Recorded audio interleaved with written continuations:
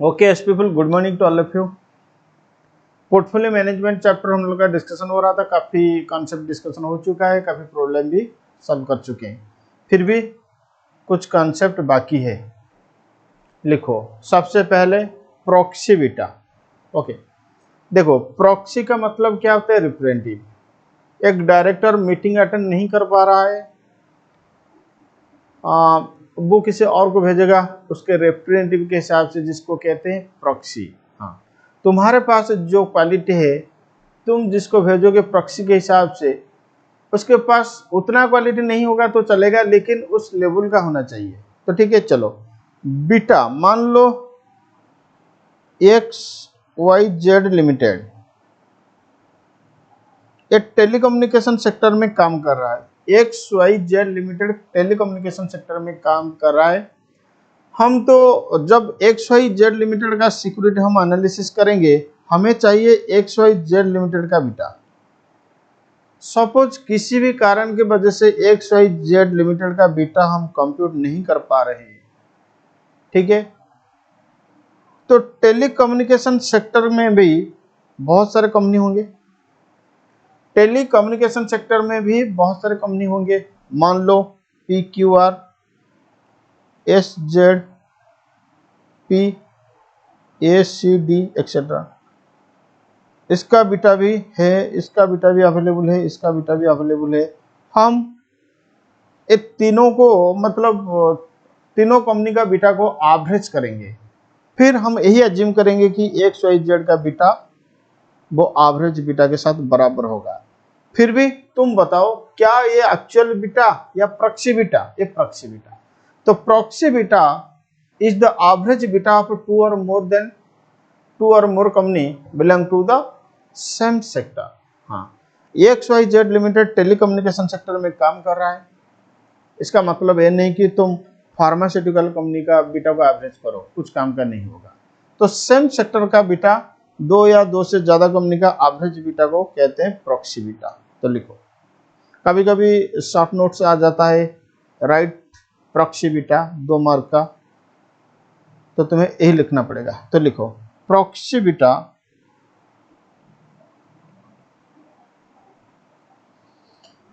is calculated by taking average beta of 2 or more than 2 companies belongs to the same sector public industry। Okay, तो इसके लिए तो practical question अभी हम नहीं सॉल्व करेंगे, कंसेप्ट हो गया बस, बहुत बड़े बात फिर भी जब मैं प्रैक्टिकल क्वेश्चन करूंगा, किसी भी प्रैक्टिकल क्वेश्चन में प्रॉक्सी बीटा का एप्लीकेशन हो सकता है। तो प्रॉक्सी बीटा का एक क्वेश्चन नहीं बनता है, प्रॉक्सी बीटा का एप्लीकेशन होगा। चलो नेक्स्ट कॉन्सेप्ट लिखो, बहुत important concept, portion of systematic risk on systematic risk. Okay, अगर टोटल रिस्क को हम एनालिसिस करेंगे या बाइफरकेट करेंगे, तो 2 रिस्क निकलेगा। एक होता है तुम्हारा सिस्टमेटिक रिस्क और एक होता है तुम्हारा ऑन सिस्टमेटिक रिस्क, ठीक है। टोटल रिस्क का 2 पार्ट है, एक होता है सिस्टमेटिक रिस्क और एक होता है on systematic risk.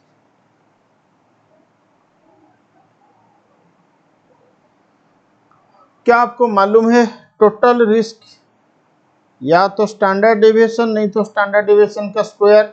Standard deviation का स्क्वायर को कहते हैं वेरिएंस, स्टैंडर्ड डेविएशन का स्क्वायर को कहते हैं वेरिएंस। चलो हम स्टैंडर्ड डेविएशन का स्क्वायर नहीं लिखेंगे, हम वेरिएंस लिखेंगे।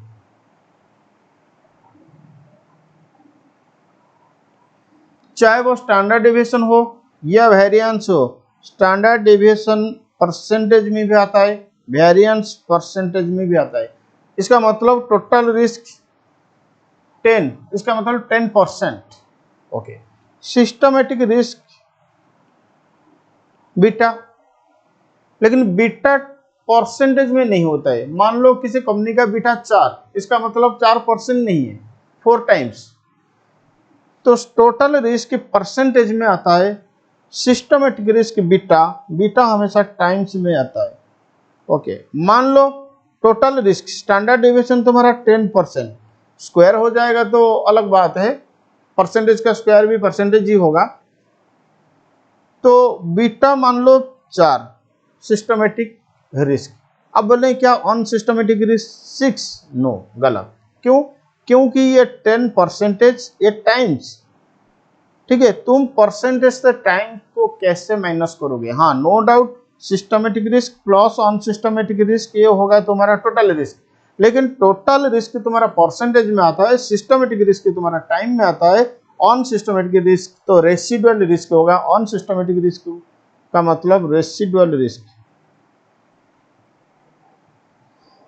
अब सवाल यही आ रहा है कि हम कैसे सेग्रीगेट करेंगे परसेंटेज में, यानी सिस्टमेटिक रिस्क को हम परसेंटेज को कन्वर्ट करेंगे, फिर टोटल रिस्क से systematic risk in percentage minus करेंगे, जो बचेगा वो हो जाएगा तुम्हारा अनसिस्टमेटिक रिस्क। ठीक है, चलो इसको पहले कॉपी करो।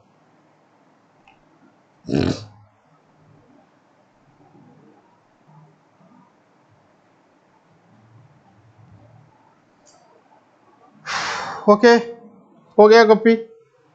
ठीक है, चलो अभी मेरे साथ साथ लिखो।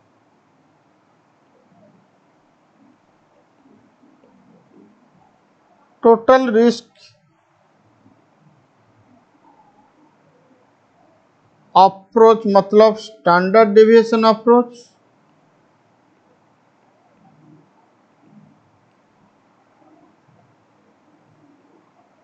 Variance approach.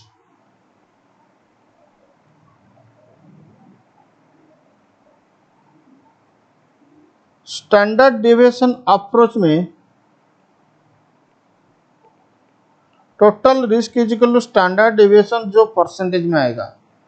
वेरिएंस अप्रोच में total risk is equal to standard deviation का स्क्वायर जो भी परसेंटेज में आएगा।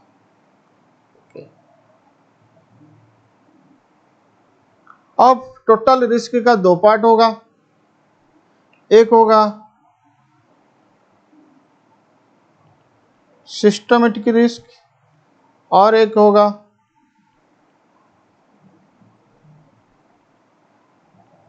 Unsystematic risk. Systematic risk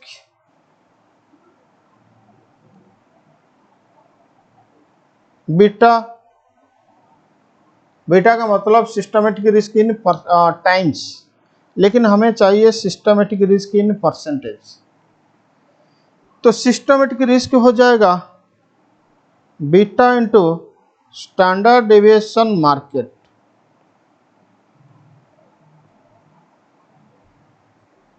beta into standard deviation market करोगे तो वो हो जाएगा सिस्टमेटिक रिस्क की परसेंटेज फॉर्म में।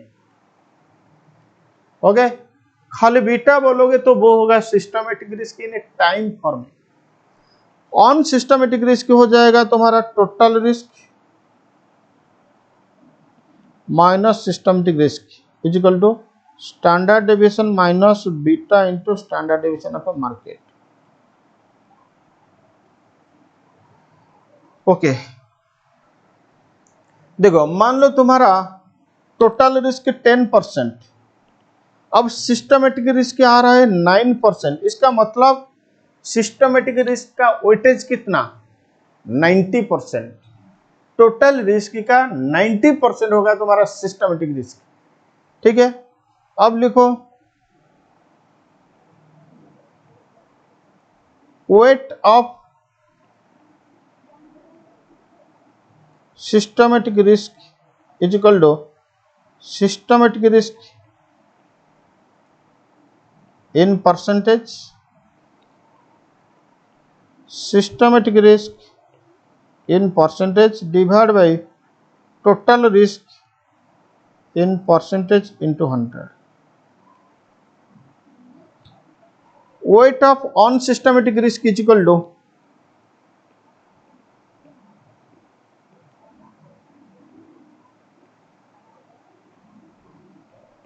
100 minus weight of systematic risk. बस systematic risk sorry total risk का कंपोनेंट स्टैंडर्ड डेविएशन अप्रोच से खत्म हो गया। अब वेरिएंस अप्रोच में क्या होगा ना, परसेंटेज हो जाएगा, सॉरी स्क्वायर हो जाएगा।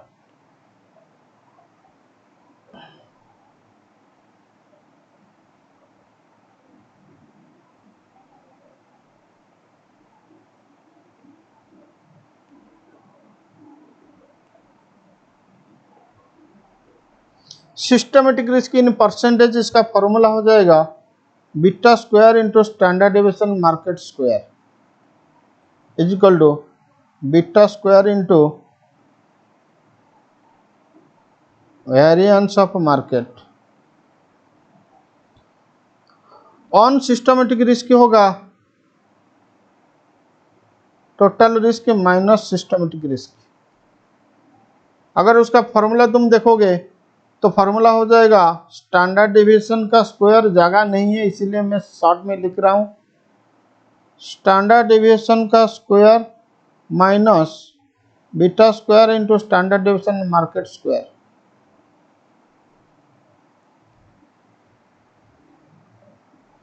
परसेंटेज सॉरी वेट का फॉर्मूला बस सेम ही होगा, systematic risk in percentage divide by total risk in percentage into 100। Unsystematic risk का वेट होगा 100 minus weight of systematic risk. ठीक है, अगर क्वेश्चन कह रहा है कि तुम portion of systematic risk, portion of unsystematic risk calculation करो, तो ये तुम्हारे ऊपर डिपेंड करता है कि तुम स्टैंडर्ड डेविएशन अप्रोच भी फॉलो कर सकते हो, वेरिएंस अप्रोच भी फॉलो कर सकते हो। ऐसा नहीं कि स्टैंडर्ड डेविएशन अप्रोच फॉलो करोगे, ऐसा नहीं कि वेरिएंस अप्रोच फॉलो करोगे, तुम्हारा मर्जी। तुम स्टैंडर्ड डेविएशन अप्रोच फॉलो भी कर सकते हो, तुम वेरिएंस अप्रोच फॉलो कर सकते हो। अगर तुम स्टैंडर्ड डेविएशन अप्रोच फॉलो कर रहे हो तो एक नोट दे देना पड़ेगा कि we are following standard deviation approach, उस वक्त तुम्हें फुल मार्क मिलेगा। अगर तुम वेरिएंस अप्रोच फॉलो कर रहे हो तो नोट भी देना पड़ेगा कि we are following variance approach, उस वक्त तुम्हें फुल मार्क भी मिलेगा। हाँ, लेकिन घबराओगे मत। अगर तुम स्टडी मैट देखोगे, एक क्वेश्चन स्टैंडर्ड डेविएशन अप्रोच में क्या है और एक क्वेश्चन वेरिएंस अप्रोच में क्या है, कोई बात नहीं, चाहे वो स्टैंडर्ड डेविएशन अप्रोच में सोल्यूशन दो या वेरिएंस अप्रोच में सोल्यूशन दो, दोनों आंसर करेक्ट होगा। ठीक है, चलो इसके लिए एक एग्जांपल हम सॉल्व करेंगे।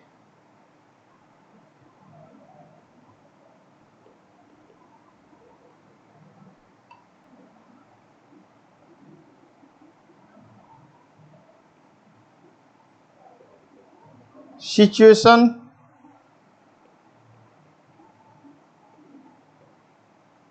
Probability XYZ ABC limited market. Situation probability XYZ limited ABC limited market. Situation में लिखो A probability 0.45, B probability 0.25, C probability 0.20, D probability 0.1। ABC limited का रिटर्न, ये सारे कंपनी का रिटर्न में दे रहा हूं। ABC का रिटर्न 43%, सॉरी XYZ का 34%, 26%, 23%, 27%, 10%, 18%, 16%, 3%, 8%, 4% माइनस 6%।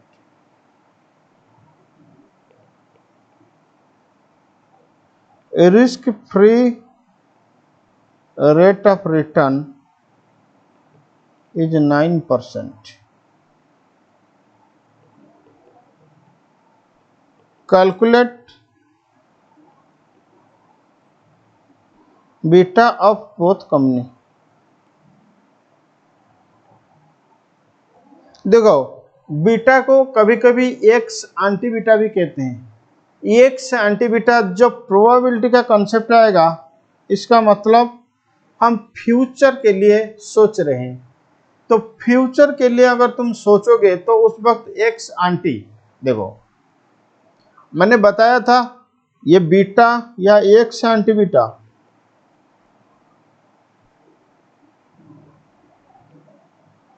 क्वेश्चन अगर पूछ देगा कि एक्स एंटी बीटा बताओ तो घबराओगे मत. जो बीटा तुम पढ़ रहे हो बस वही एक्स एंटी बीटा या एक्स पोस्ट बीटा. तो ठीक है, देखो पोर्टफोलियो मैनेजमेंट के लिए दो बेसिस पे क्वेश्चन आ सकता है. एक पास्ट ईयर बेसिस, एक प्रोबेबिलिटी बेसिस. प्रोबेबिलिटी का मतलब फ्यूचर एस्टिमेशन. पास्ट ईयर होगा तो एक्स पोस्ट होगा, प्रोबेबिलिटी होगा तो एक्स आंटी होगा. ठीक है, आंटी नहीं आंट. लेकिन वो हमारा कंसेप्ट में डिस्कशन हो चुका है. जो प्रोबेबिलिटी पास्ट बस वही है और कुछ नहीं. तो बीटा निकालो. Point number B, excess return provided bye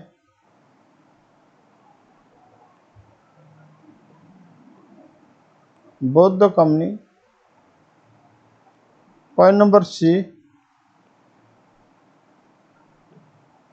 portion of systematic risk on systematic risk.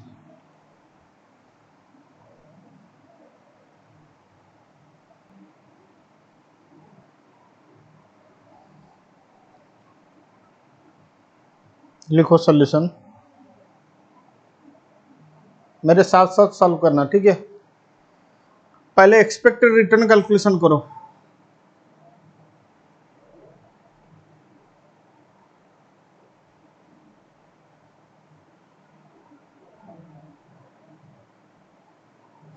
बोलो एक्सपेक्टेड रिटर्न क्या होता है? Summation of return into probability.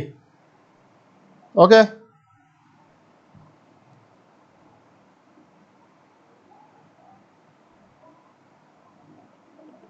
X Y Z का 0.43 इंटू 0.45 प्लस 0.23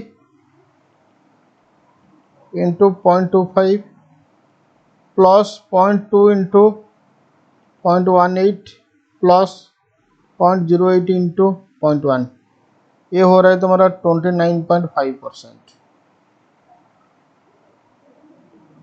एबीसी का 0.34 into 0.45 plus 0.27 into 0.25 plus 0.16 into 0.2 plus 0.04 into 0.1.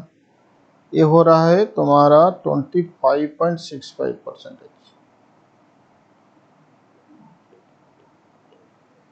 Market का 0.26 into 0.45 plus 0.1 into 0.25 plus 0.03 into 0.2 plus minus 0.06. Plus तो नहीं होगा, माइनस होगा क्योंकि नेगेटिव रिटर्न है. तो माइनस 0.06 इंटू 0.1. ये हो रहा है तुम्हारा 14.2%. नेक्स्ट लिखो calculation for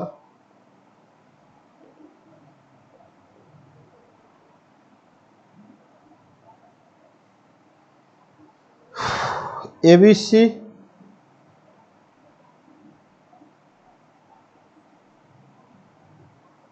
and XYZ limited. Portfolio का जो कैलकुलेशन होता है ना, स्टैंडर्ड डेविएशन कैलकुलेशन होगा, उसके लिए डेविएशन का स्क्वायर प्रोबेबिलिटी मल्टीप्लाई होगा, टेबल हम बनाएंगे ना।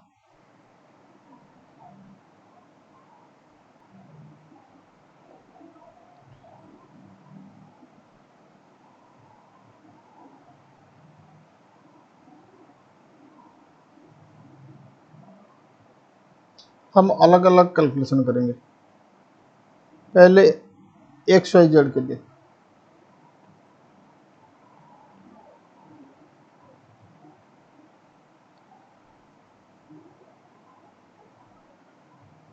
और रिटर्न 43, 23, 18, 8। क्वेश्चन में दिया हुआ है रिटर्न का परसेंटेज 43। देखो 43% को अगर तुम 0.43 लोगे इस कैलकुलेशन में, फिर प्रोबेबिलिटी भी मल्टीप्लाई होगा, अननेसेसरी बहुत फ्रैक्शन हो जाएगा, इसीलिए 43% को मैं नॉर्मली ले रहा हूं 0.43। एक्सपेक्टेड रिटर्न XYZ का कितना, 29.5।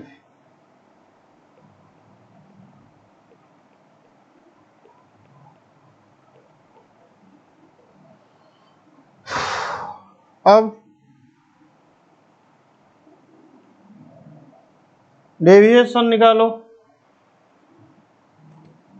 43 minus 29.5,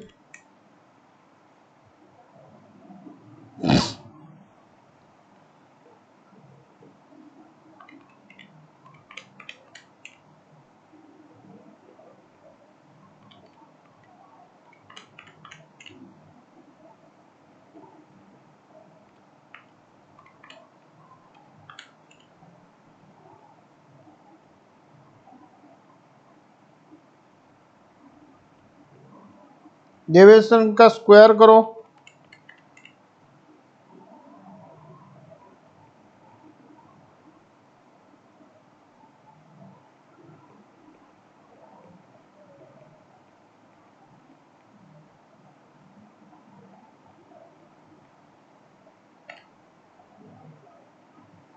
P 0.45, 0.25, 0.2, 0.1, P into deviation square करो,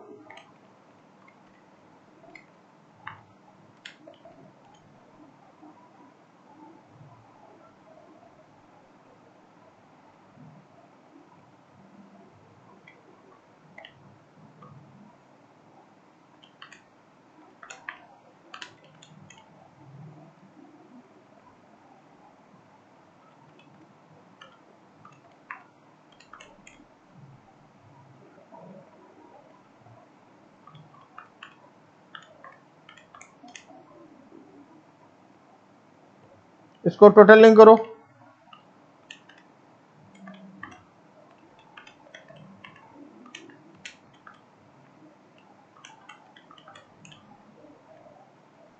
ये हो रहा है तुम्हारा 165.27। Standard deviation is equal to summation of P into deviation square का root over is equal to 165.27 का रूट ओवर, ये हो रहा है 12.86। बस XYZ का स्टैंडर्ड डेविएशन हो गया।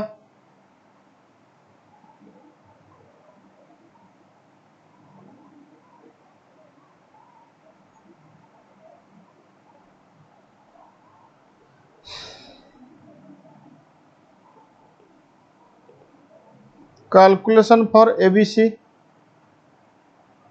बड़ा पोर्टफोलियो मैनेजमेंट का क्वेश्चन है तो बहुत आसान, लेकिन टाइम लगेगा बहुत। अगर स्पीड मेंटेन नहीं करोगे तो पूरा फंस जाओगे। ABC का और रिटर्न कितना 34, 27, 16, 4। एक्सपेक्टेड रिटर्न एबीसी का 25.65, 25.65, 25.65, 25.65, 25.65। तुम डेविएशन निकालोगे, फिर डेविएशन का स्क्वायर करोगे, फिर P इंटू डेविएशन स्क्वायर। ठीक है, तो डेविएशन का स्क्वायर देखो, मैं डायरेक्टली आंसर दे रहा हूं 69.72, 1.82, 93.12, 486.72। स्टैंडर्ड डेविएशन आ रहा है तुम्हारा 9.95, जो कि 97.125 का रूट ओवर 9.95। खुद चेक करोगे। हाँ, कैलकुलेशन में थोड़ा सा डिफरेंट भी हो सकता है फ्रैक्शन के वजह से, उसके लिए तुम चिंता मत करो। नेक्स्ट लिखो, कैलकुलेशन फॉर मार्केट मीराकेट। रिटर्न कितना 26, 10, 3, -6। एक्सपेक्टेड रिटर्न मीराकेट का एक्सपेक्टेड रिटर्न बोलो कितना 14.2।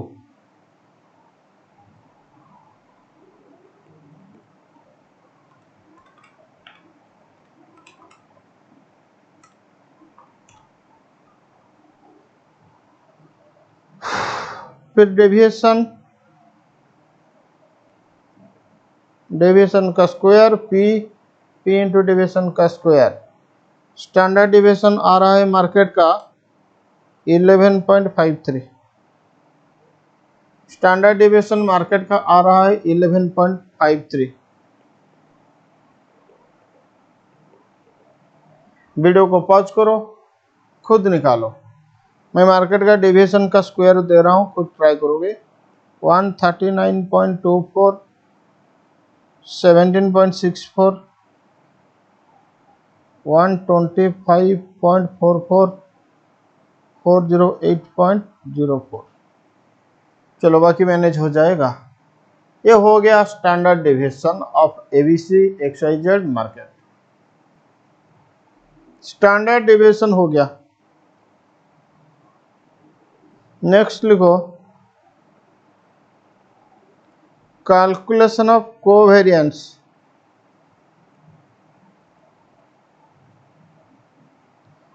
अब बोलेंगे सर क्यों?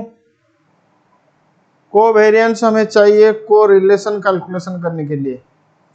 कोरिलेशन हमें चाहिए बीटा कैलकुलेशन करने के लिए। बीटा हमें चाहिए portion of systematic risk and on systematic risk निकालने के लिए। चलो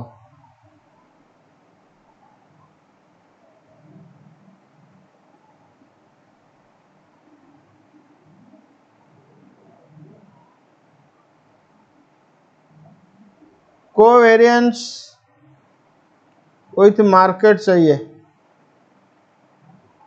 ठीक है,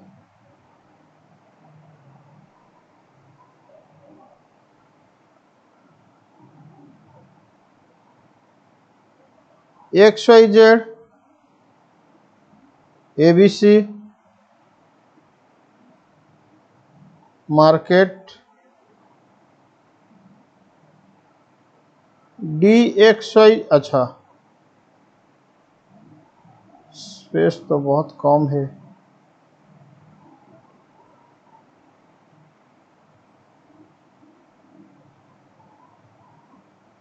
डेविएशन में लिखो XYZ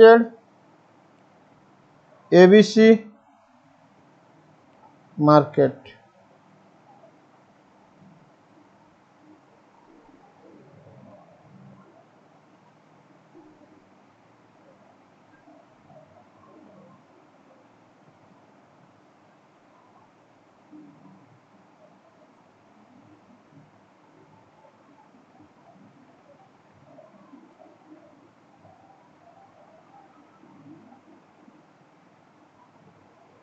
deviation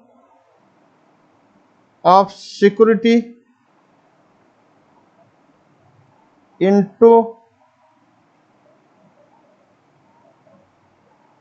deviation of market.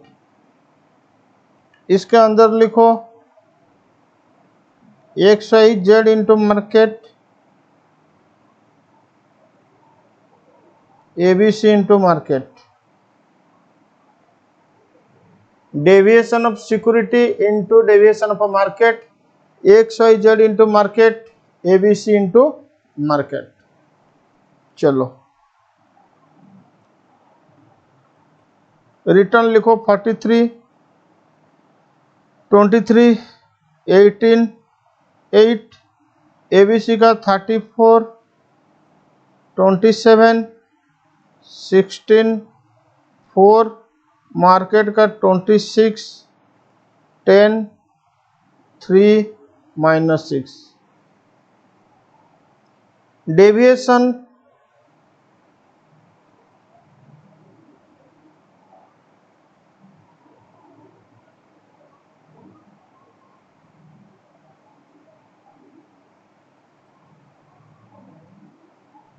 Deviation XYZ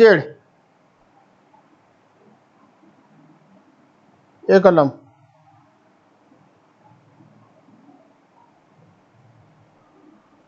-13.5 -6.5 -11.5 -21.5। Deviation ABC 8.35 1.35 -9.25 -21.65।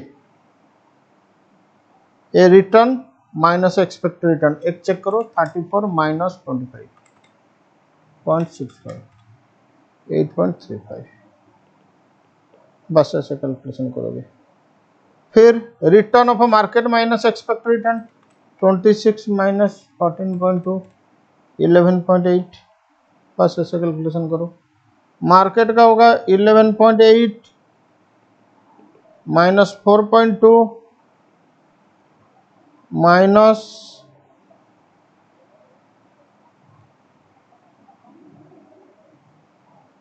-11.2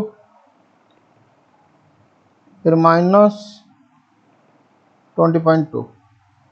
अब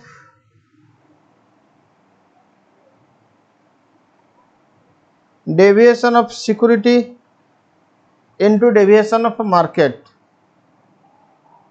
deviation of security into deviation of market, XYZ के साथ मार्केट का डेविएशन मल्टीप्लाई करो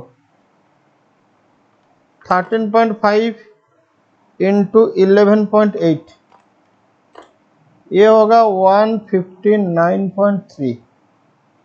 6.5 माइनस इंटू 4.2 माइनस ये होगा 27.3।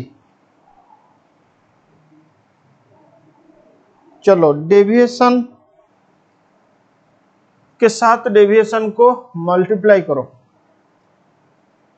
ठीक है।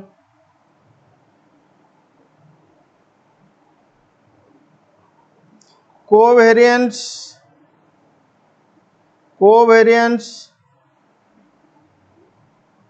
XYZ with market is equal to, बेटा पोर्टफोलियो में मैं फॉर्मेट दे दूंगा, कैलकुलेशन तुम करोगे, ठीक है।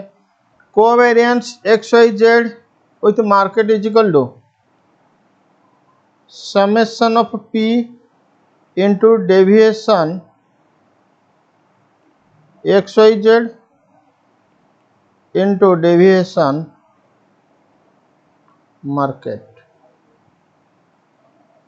इसका मतलब सिक्योरिटी का डेविएशन के साथ मार्केट डेविएशन तो मल्टीप्लाई करोगे, फिर उसके साथ प्रोबेबिलिटी मल्टीप्लाई करोगे, फिर रिजल्ट को ऐड करोगे। देखो ए रिजल्ट के साथ पी मल्टीप्लाई होगा, पी मल्टीप्लाई होने के बाद समेशन। तो मैं इसका मतलब अगर लॉजिकली में देखो, ये डेविएशन इनटू मार्केट डेविएशन, ये दोनों के साथ पी मल्टीप्लाई होगा।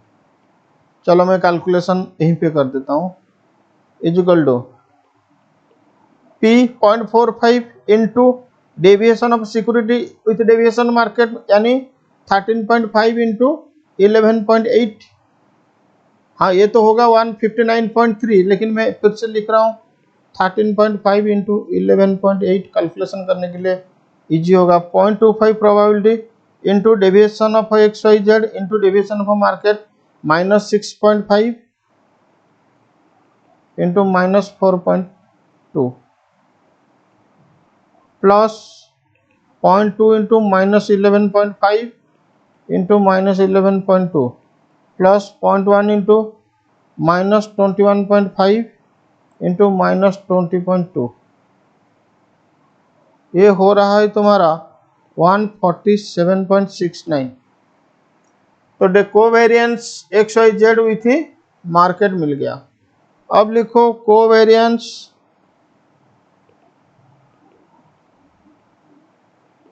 ABC with market.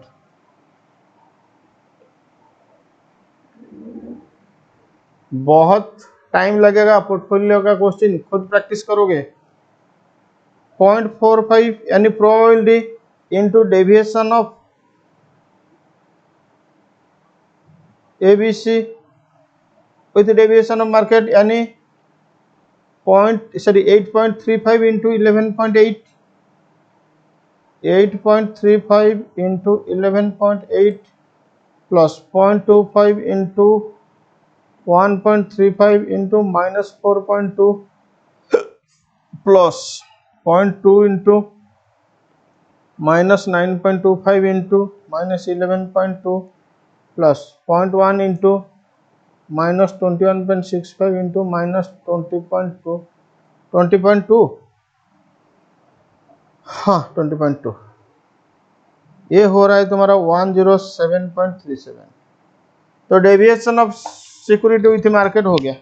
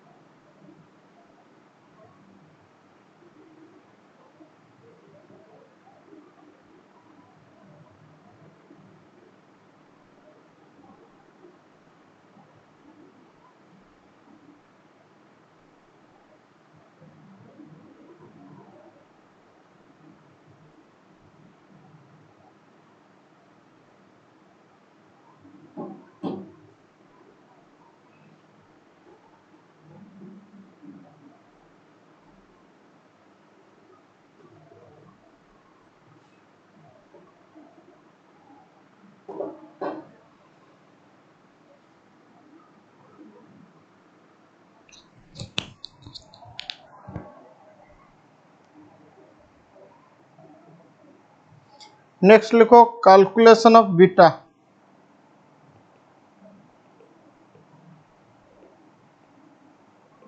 Beta of security, देखो beta is equal to covariance security market के साथ divide by standard deviation of market का square. Covariance security with market divide by standard deviation of market का square. Beta of x Y z is equal to covariance x Y z किसके साथ, market के साथ, divide by standard deviation market का square. बोलो covariance x Y Z market के साथ कितना, 147.69 डिवाइड बाई मार्केट का स्टैंडर्ड डेविएशन, मार्केट का स्टैंडर्ड डेविएशन 11.53, उसका स्क्वायर 132.99, 132.99, ये हो रहा है तुम्हारा 1.111। तुम खुद कैलकुलेशन करो, राउंड ऑफ करो। हाँ, अगर आंसर फ्रैक्शनली डिफरेंस आ रहा है तो मुझे व्हाट्सअप मत करना, मैं रिप्लाई नहीं दूंगा। फिर beta of ABC is equal to covariance ABC किसके साथ, मार्केट के साथ, divide by standard deviation of market का square. Covariance ABC with market कितना 107.37 divide by standard deviation of market का स्क्वायर 132.99, ये आ रहा है 0.807। ओके, नेक्स्ट लिखो कैलकुलेशन ऑफ नॉर्मल रिटर्न। हमें चाहिए एक्सेस रिटर्न। एक्सेस रिटर्न का मतलब सीएपीएम रिटर्न फिर actual return.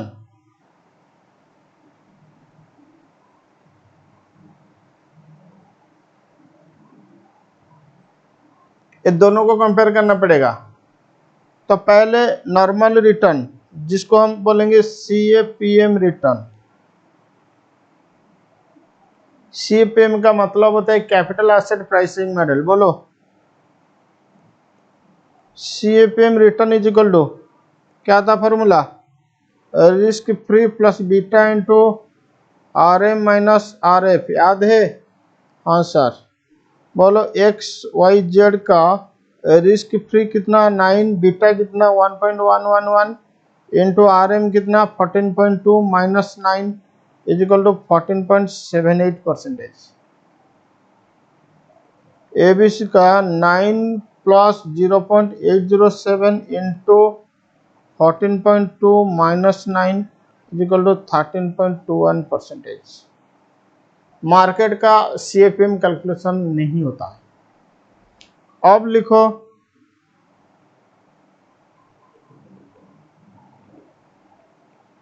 Calculation of excess return.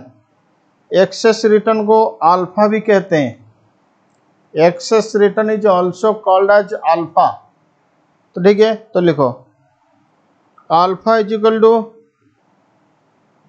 Actual return minus CAPM return. Alpha is equal to actual return minus CAPM return. X Y Z का actual return, actual return का मतलब जो expected return मैंने निकाला था 29.5 minus CAPM return 14.78, उसका access return आ रहा है 14.72। एबीसी का 25.65 माइनस 13.21, उसका आ रहा है 12.44%। नेक्स्ट लिखो portion of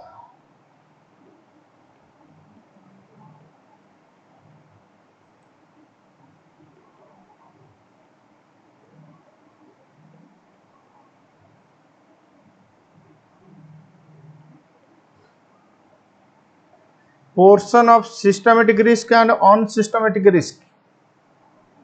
Okay, I am following variance approach.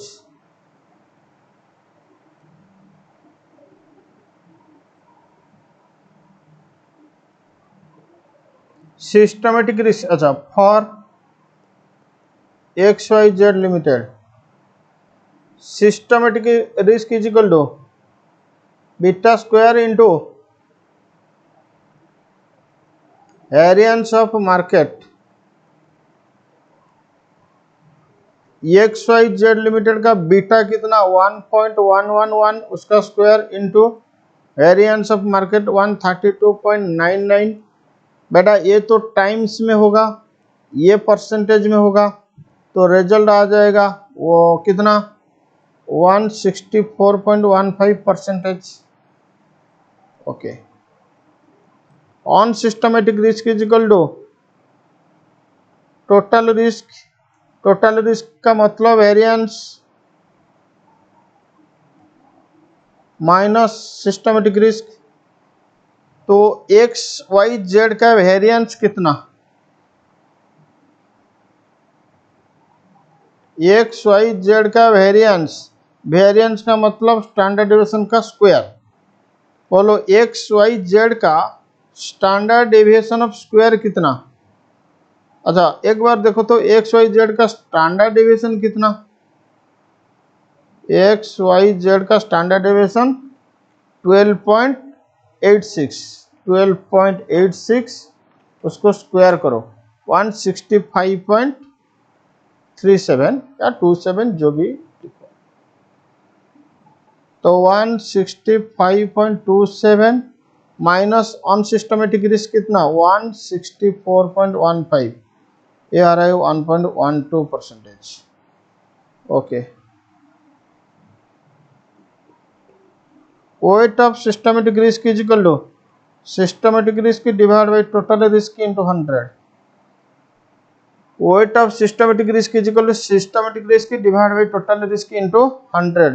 systematic risk कितना 164.15 डिवाइड बाई टोटल रिस्क कितना 165.27 इंटू 100, ये हो जाएगा 99.32%। weight of unsystematic risk is equal to 100 minus weight of systematic risk, ये हो जाएगा तुम्हारा 100 माइनस 99.32, ये हो जाएगा 0.68। ओके, ये परसेंट हो गया एक्स वाई जेड के लिए। नेक्स्ट लिखो फॉर एबीसी। पहले मैं तुम्हें टाइम दे रहा हूं, एबीसी के लिए खुद ट्राई करो।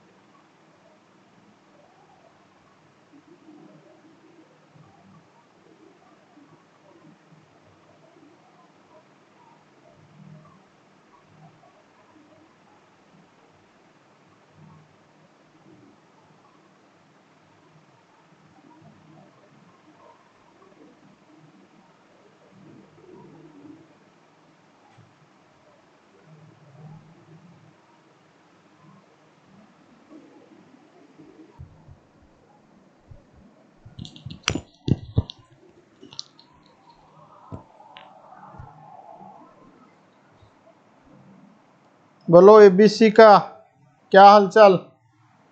सिस्टमेटिक रिस्क कितना 0.807 का स्क्वायर इंटू 132.99, ये हो रहा है 86.61%।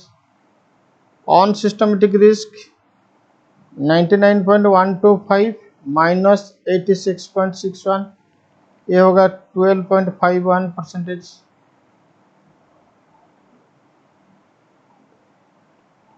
Wait of systematic risk 86.61 divide by 99.125 into 100, 87.37%। Weight of unsystematic risk 12.51 divide by 99.125 into 100, ये हो रहा है 12.63%।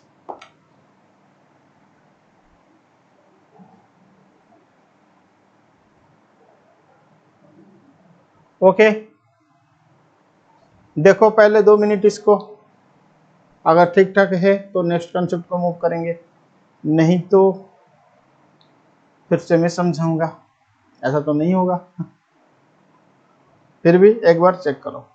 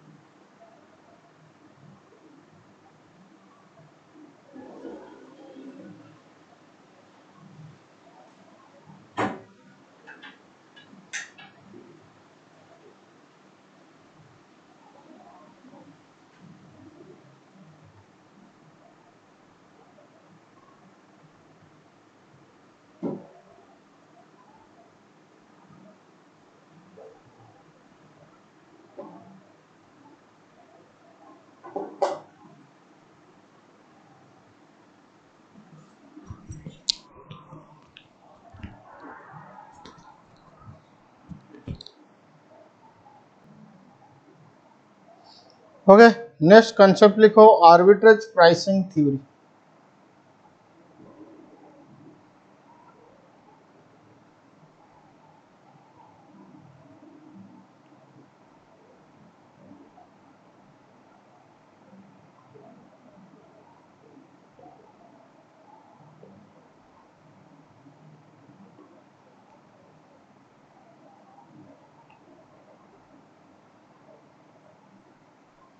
APT, arbitrage pricing theory. Okay, पहले कंसेप्ट सीखो। बोलो सीएपीएम रिटर्न का फॉर्मूला क्या होता था, risk free plus beta into R M minus R F. ठीक है,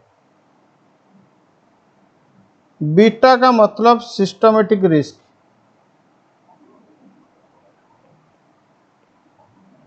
सिस्टमेटिक रिस्क का मतलब जो country related risk, systematic risk जो कंट्री रिलेटेड रिस्क होता है, फिर जो कंपनी का कंट्रोल में नहीं होता है। ओके, सिस्टमेटिक रिस्क में इन्फ्लेशन रिस्क भी हो सकता है, फॉरेक्स रिस्क भी हो सकता है, इंटरेस्ट रेट रिस्क भी हो सकते हैं एक्सेट्रा।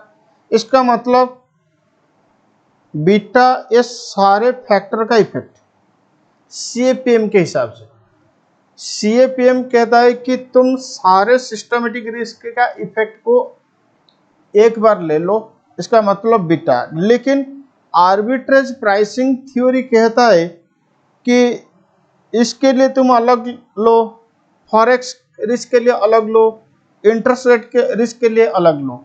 इसका मतलब CAPM ओवरऑल बीटा लेता है भाई, यूज कर रहा है, लेकिन आर्बिट्रेज प्राइसिंग थ्योरी और डिफरेंट सिस्टमेटिक रिस्क को अलग अलग कंसीडर करेगा।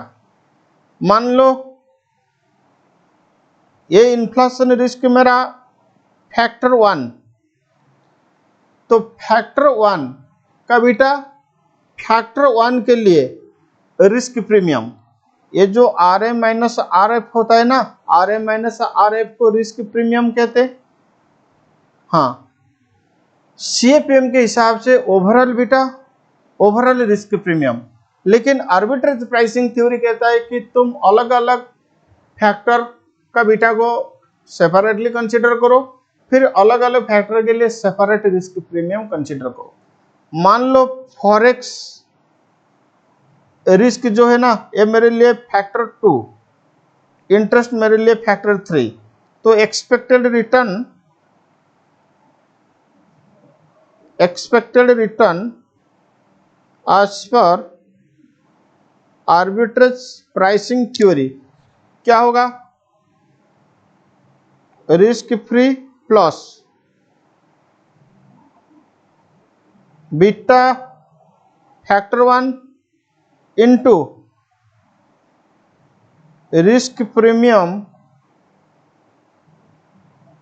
Factor 1 plus beta factor 2 into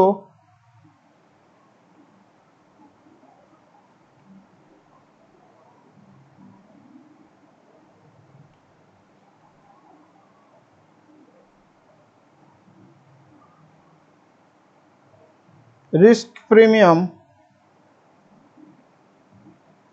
factor 2 plus beta factor 3 into risk premium factor 3।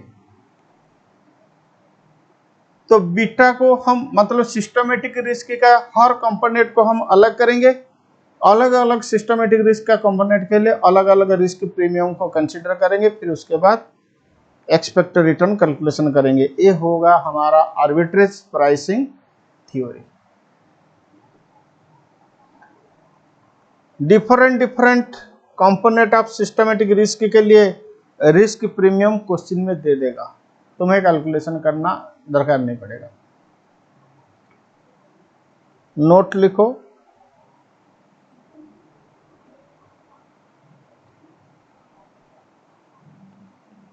Risk premium for each factor will be given in question। Her factor का risk premium question में दे देगा। अच्छा, अगर हर factor का रिस्क प्रीमियम क्वेश्चन में दे देता है separately, इसका मतलब क्वेश्चन इनडायरेक्टली कह रहा है कि तुम आर्बिट्रेज प्राइसिंग थ्योरी कॉन्सेप्ट लगाओ। तो क्वेश्चन को ध्यान से पढ़ोगे, अगर डिफरेंट फैक्टर का बीटा डिफरेंट फैक्टर का रिस्क प्रीमियम देता है तो समझ लेना कि क्वेश्चन में हमें आर्बिट्रेज प्राइसिंग थ्योरी लगाना। ठीक है, चलो यही था तुम्हारा arbitrage pricing theory. Next class हम प्रैक्टिकल क्वेश्चन सॉल्व करेंगे। ठीक है, प्रैक्टिकल क्वेश्चन कुछ करने के बाद फिर कुछ कंसेप्ट करेंगे, फिर उसके बाद प्रैक्टिकल क्वेश्चन सॉल्व करेंगे, पोर्टफोलियो मैनेजमेंट खत्म होगा। आज के लिए इतना। Thank you, tata, bye bye.